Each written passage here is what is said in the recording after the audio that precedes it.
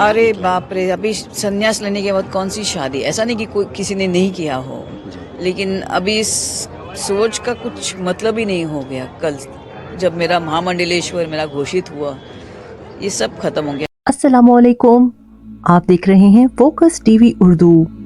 शोहरत, स्कैंडल्स और गायब होने की कहानी। बॉलीवुड की सबसे पुरस्कार हीरोइन ममता कुलकर्णी, एक ऐसा नाम जो 90 की दिहाई के बॉलीवुड के ग्लैमर, तनाज़ुआत और शोहरत की चमक दमक की अलामत था।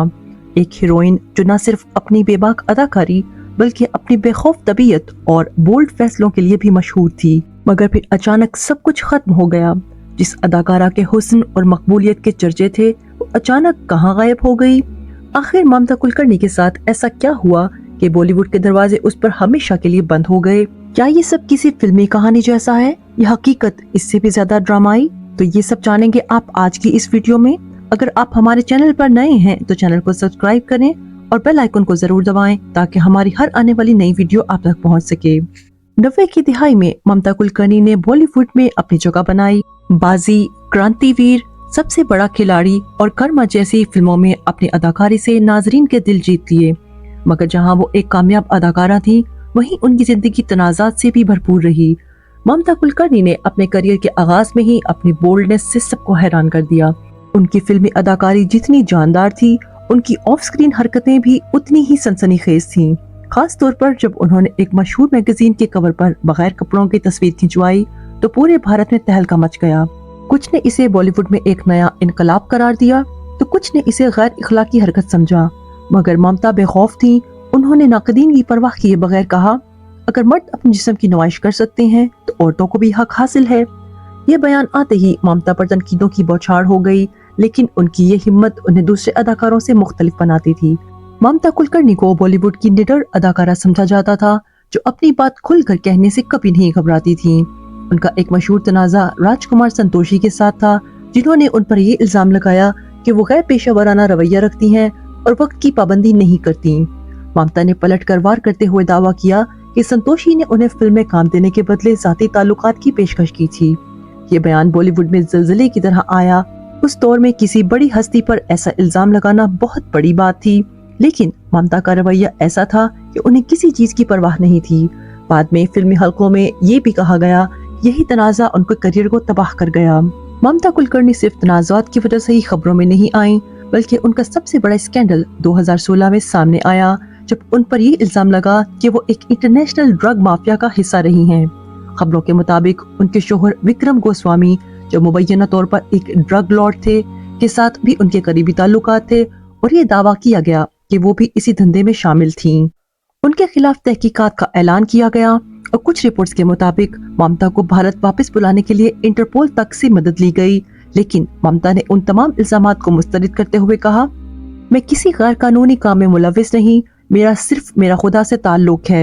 ये बयान उस वक्त और भी हैरान कुन था जब ममता ने ये ऐलान किया कि वो अब मुकम्मल तौर पर रूहानी हो चुकी हैं और दुनियावी जिंदगी से किनारा कशी इख्तियार कर चुकी हैं।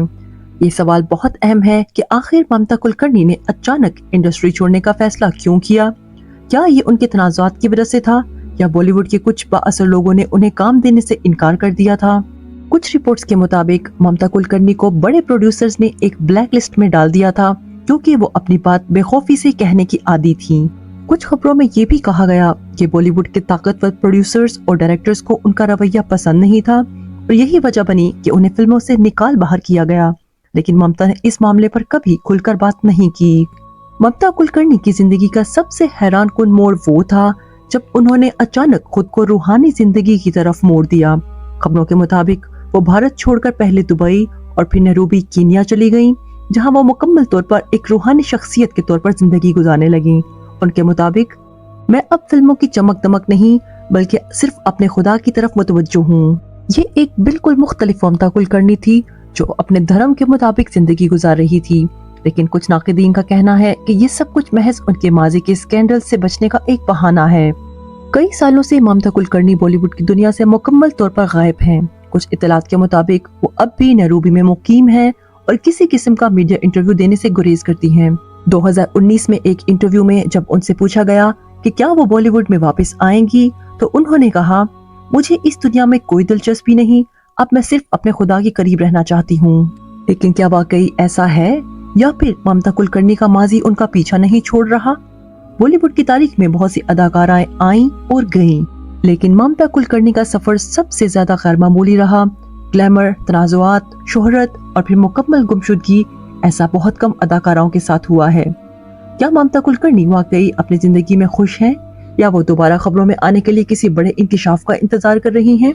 ये तो वक्त ही बताएगा, मगर एक बात तय है, ममता कुलकर्णी हमेशा बॉलीवुड के सबसे बड़े राजों में से एक रहेंगी। आपका इस बारे में क्या ख्याल है? क्या ममता कुलकर्णी का इंडस्ट्री से गायब होना उनकी अपनी मर्जी थी, या किसी ताकतवर शख्सियत ने उन्हें हटाया? हमें कमेंट्स में जरूर बताएं, और मजीद ऐसी दिलचस्प खबरों के लिए सब्सक्राइब करें फोकस टीवी उर्दू। तो मिलते हैं अगली वीडियो में, तब तक अपना और अपने गिरदोनवाह के लोगों का बहुत ख्याल रखें। शुक्रिया, अल्लाह हाफिज।